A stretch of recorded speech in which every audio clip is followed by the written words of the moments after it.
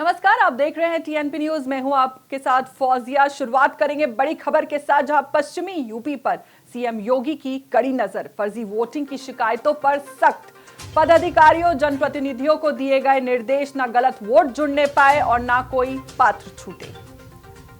Aligarh collectorate में मुख्यमंत्री योगी आदित्यनाथ ने पश्चिमी उत्तर प्रदेश के जिलों की विस्तृत समीक्षा की। बैठक में मौजूद 40 बीजेपी नेताओं और जनप्रतिनिधियों को मुख्यमंत्री ने एसआईआर प्रक्रिया के दौरान विशेष सतर्कता बरतने के निर्देश दिए। उन्होंने कहा कि मेरठ और मुजफ्फरनगर में फर्जी वोट जोड़ने की शिकायतें सबसे अधिक है, इसीलिए इन जिलों में कड़ी निगरानी जरूरी है। मुख्यमंत्री ने स्पष्ट किया कि मतदाता सूची में कोई गलत नाम नहीं जुड़ना चाहिए और किसी पात्र व्यक्ति का नाम छूटने नहीं दिया जाएगा। साथ ही साथ उन्होंने संगठन पदाधिकारियों को 2 टूक निर्देश दिए कि एसआईआर केवल औपचारिक प्रक्रिया नहीं बल्कि चुनावी पारदर्शिता से जुड़ा मामला है।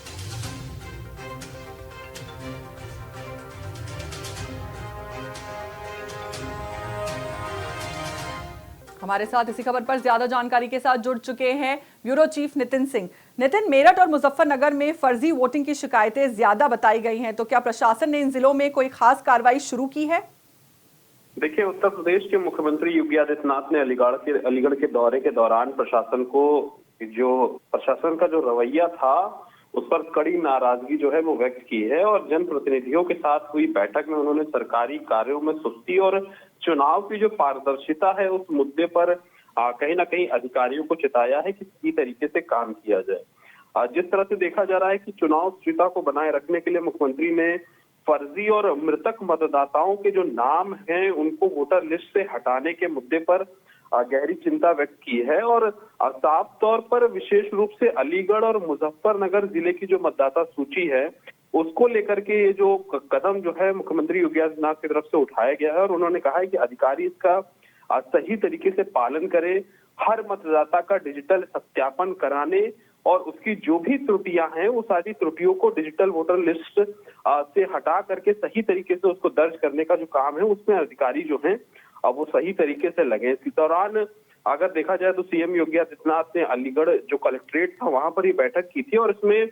जनप्रतिनिधियों के साथ साथ कई सारे जो अधिकारी थे वो मौजूद थे और उनको ये हिदायतें दी हैं कि जो एसआईआर की प्रक्रिया है उस एसआईआर की प्रक्रिया को सही तरीके से किया जाए और जो भी फर्जी तरीके से नाम है या फिर जो मृतक हैं उनका नाम अगर वोटर लिस्ट में है तो उसको हटाया जाए।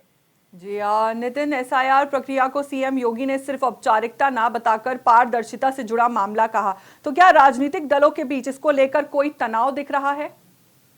देखिए, मुख्यमंत्री योगी आदित्यनाथ ने पहले ही इस प्रक्रिया को औपचारिक नहीं बताया था और बीते दिनों भी आपको पता होगा कि मुख्यमंत्री योगी आदित्यनाथ ने उत्तर प्रदेश के सभी मंत्रियों के साथ साथ दोनों डिप्टी सीएम को ये हिदायत दी थी कि जो भी मांगलिक कार्यक्रम है, शादी ब्याह या फिर लोगों के बीच जाने का कार्यक्रम है उसको कुछ दिनों के लिए स्थगित कर दीजिए और पहले जो एसआईआर की प्रक्रिया है उस एसआईआर की प्रक्रिया को बेहतर तरीके से लागू कराइए।